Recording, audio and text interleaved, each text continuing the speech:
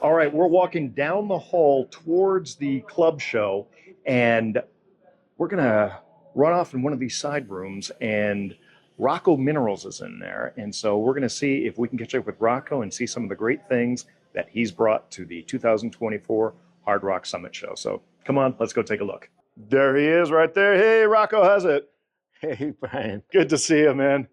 It is good to be seen. Well, fantastic. Here we are. We are closer to the club show here at the Hard Rock Summit, which is where your booth is.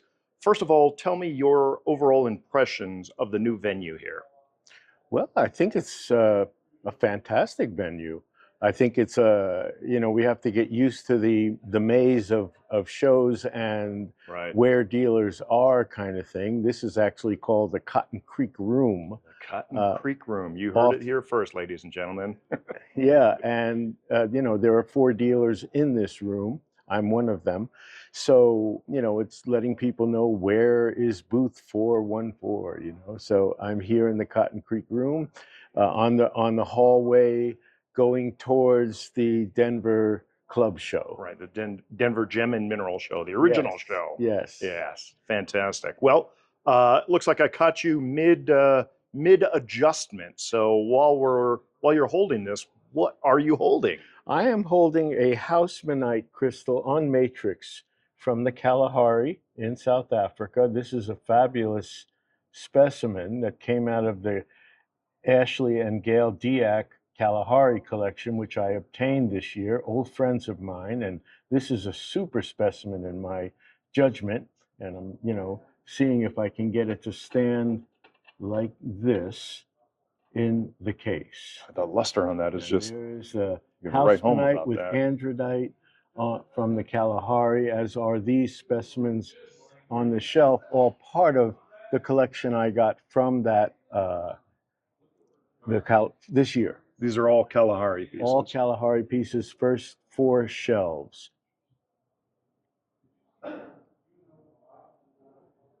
And you don't normally carry Kalahari pieces, do you? No. Well, I've been, known for some South Africa and Namibian material over the years, but getting in a suite like this, and this is only part of the collection. I'll have much more in Tucson as well. Super. This is kind of a neat thing too. I particularly find this is a manganite coating chalcedony. They're nice, epitaxially oriented. Uh-huh. That is superb. Ashley had a great sense of taste in his acquisitions, and so I was really excited to be able to acquire this collection in the full breadth of it. So lower quality, higher quality, but in general, all really nice things. Well, that's super. I'm sure the viewers are going to be looking forward to seeing more of this in Tucson when they come visit you at Mineral City. Yes, indeed. Well, now these pieces down here is more kind of what you're known for, New York pieces. Yes. Looks like we've got some fluorites up here on the top these shelf. Are fluorites from Walworth and Penfield that I was able to obtain this year via the New York State Museum that came out of a Chuck Heiler collection. These were not in the museum collection, but we had a great arrangement where pieces that didn't go into the museum, I was able to acquire. And Chuck Heiler lived in Penfield and had a great suite, and he passed away and left his collection to the New York State Academy of Sciences, which donated a great part of that collection to the New York State Museum. And of course, I also do Herkimers. These are all via Herkimer scepters, and as well Herkimer gem crystals in this case. And then down on the bottom, you can see the sphalerite thumbnails that have come out of the Balmat, New York deposit that I've been blessed to have a great working arrangement with the company that mines the zinc in Balmat. Well, now Balmat made a big splash at this year's Tucson show, and I know that you've got some pieces we're going to check out a little bit later in this interview, but let's take a look at some of the other pieces that you have here. Sure.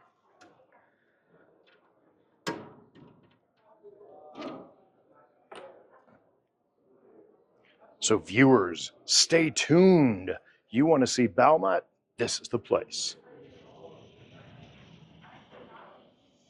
These are some things that were mined by Collector's Edge over in Kaukoland in Namibia.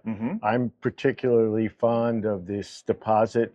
This was the Opangui, if I pronounce it correctly, prospect in Kaukafeld, and I obtained quite a bit from the Collector's Edge, who I'm working with cooperatively in my Balmat production because they have a great lab, and they are also exhibiting some pieces that we're working together on cooperatively from the Balmat, and I'm able to get some of the material they bring in, which is this Kaukafeld material. That's a nice symbiotic relationship there. Absolutely. Works well for everybody. Brian Lees is a wonderful gentleman and quite experienced in the field. He certainly is. Now, I'm looking at some dioptase here, and this is not from the DR Congo. This is from Brazzaville. Yes, this all came from the Republic of the Congo, mostly in the Minduli area, some recent production, especially associated here with the calcite, and then some from previous localities like, Sanda and some. The rest in here is Minduli, and you might have some from. This is from Renaville. Okay. There's also quite a bit coming out of. I just got a recent production out of Renaville that I'll have more of in Tucson. Great, great. I love it. And there's a couple of ahoites sprinkled in there that came out of South Africa. Superb. Well, I love that this is a big teaser for everyone what you might have in Tucson. Again, a variety in here. As you can see, variety of world minerals. I just have a small sampling here, as well as a shelf of ahoites and one papagoite from South Africa. Some more of the Kalahari from the Ashley and Gail Diak collection. Well, that's nice. These are bigger pieces. These are. You can see some nice hematite, some inosite, rare pieces like the Mangan Vesuvianite, the Godefroyite. That's actually quite a rare rhodochrosite, which that was questioned by a friend of mine who thought it was not rhodochrosite, it was olmite, but it's been verified by my friend John Rakovan that it is absolutely not olmite, and it's just an older, unusual form of rhodochrosite. Wow. Well, if Rakovan's verified that, that's pretty much law then. Yes, yes. And then you've got some Jeffrey mine pieces from Canada. Actually, this is a Canadian shelf. Okay. Mostly Jeffrey mine, but one Mount St. Hilaire cerandite. Right on. And some assorted minerals on the bottom. It's always nice to see cerandites at the shows.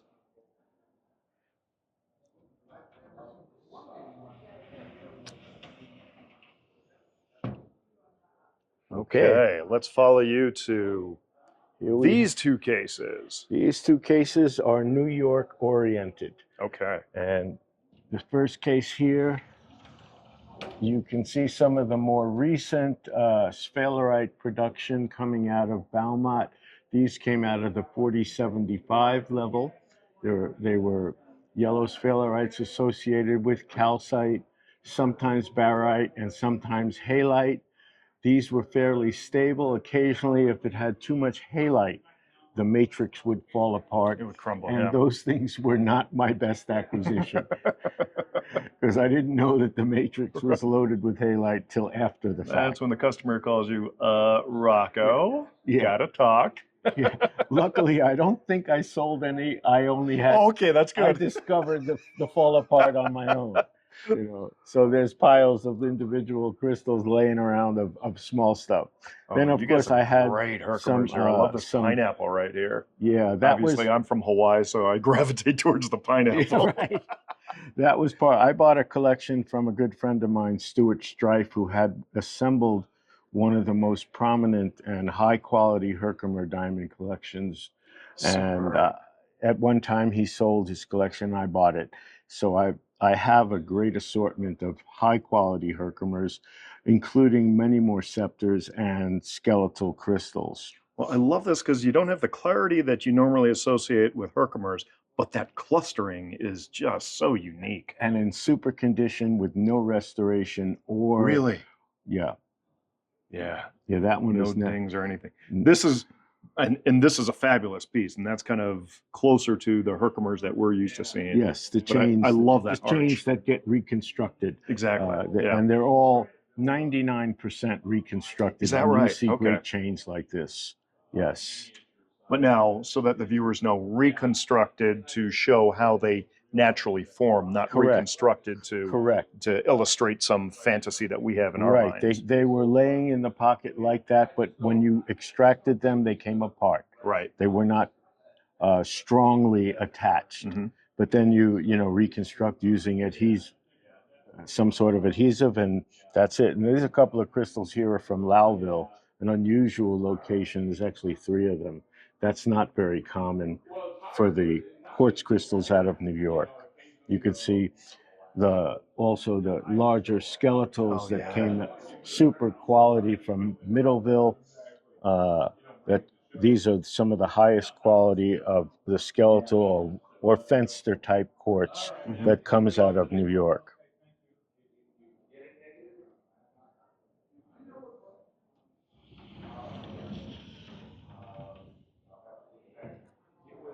And moving into this side of this case, we have some sphalerite from an earlier pocket.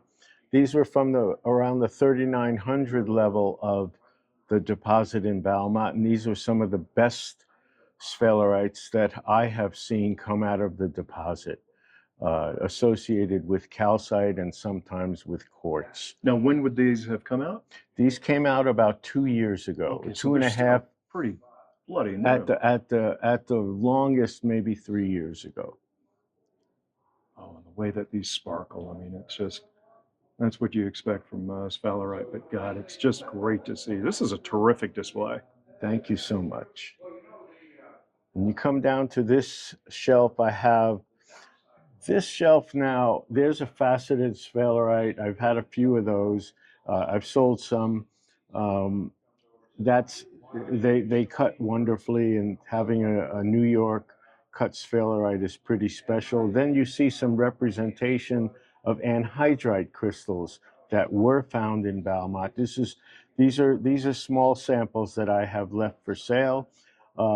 There were some incredible things found that have moved on, and then some that I've kept in my personal suite, which hopefully will be photographed and shown in the Min record as they are coming out with a comprehensive article on Balmat. And I really look forward to that. Yeah. Because the anhydrites are probably some of the best, not probably, they are definitely the best ever found.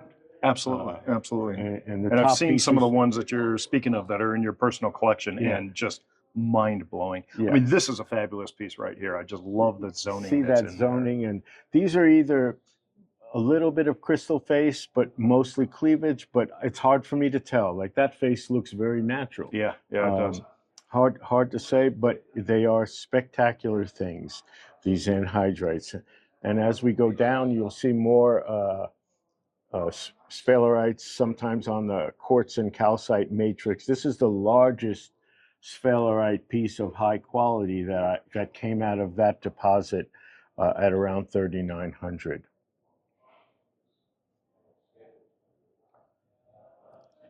As you move down, we start to move into the calcites that have come out. The Balmat Which made such a big splash at Tucson. The Balmat purple, quote, calcites, as well as light lavender and gem clear, and exhibiting the classic Rossi twinning habit.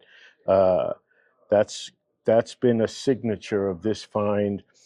These 2 that Brian's showing now are from the actually, this one is from the earlier pocket in the Newfold ore body. Okay. And the other one, the more purple one, is from the lower Mahler ore body and came out of a very large pocket at 4051.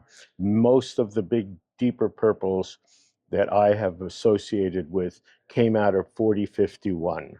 And is it the deeper it goes, the more color rich it becomes. Yes, Okay. there All are. right. I don't have any small pieces that have deep purple. Some have lavender. Okay. Of the smallest, less the smaller they got, the less saturated Sure. with color. Yeah. Now this one The- down here is really yes, cool. that's one of the best twins that had come out of the original Newfold ore body pocket at 3970. Really super twinned, and you can see this distinction of this type of chattering zoning of the twinning. That's a great one. I have another one of that stature in Tucson. So very few came out with that presentation. Yeah, and that's that superb. stature. That's begging just to be displayed. I mean, it's like I'd love it on a higher shelf, but obviously it's a lot heavier. The weight. So We it's got to got be down nervous low. putting some of these things. We tried them, and the shelf was bending. And my partner Ray Hall, who's helping me out here, who has his own company, Hall of Gems, but he was nervous, and I thought, yeah, what if the brackets give out? Yeah, We exactly. don't want that. Yeah, happening. yeah. So, So- and I actually have been there, done that, unfortunately. So just because it's on a lower shelf, like you see with this one, doesn't mean it's of lower quality. I mean, that's a Absolutely. spectacular piece. Right, right. Now we continue with these two this whole case is all calcites from Balmat. And you can see the variety. You started to get some scalenahedrons that came out of 4051, like that piece there is spectacular. There were a couple of pieces here that were in my personal collection with Aaron Norris, my living partner. We thanks to her, really, we established a personal collection of Balmat material, and I'm grateful for her for that, for being a major influence in keeping some things back for now. Absolutely. And these are some of the top pieces for sale. You can see the quality. This one has sold, the one in the middle, but that's available. And these are just phenomenal twins in my judgment.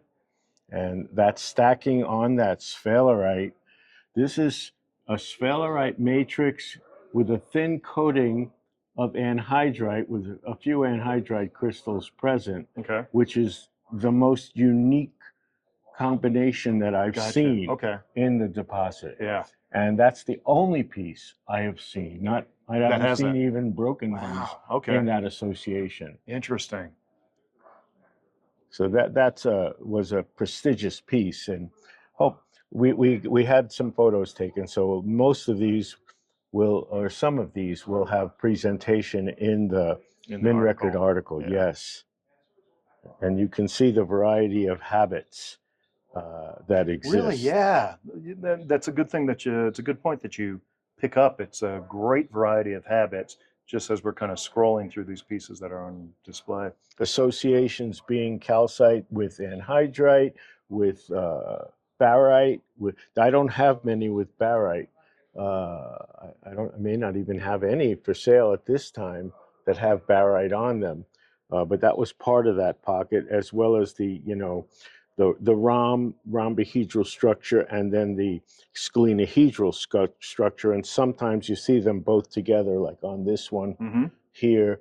And the one that you just passed was straight up scalenahedrons. Right. This one right here. And when you come to the case next door, you could see, again, more representations of the different styles.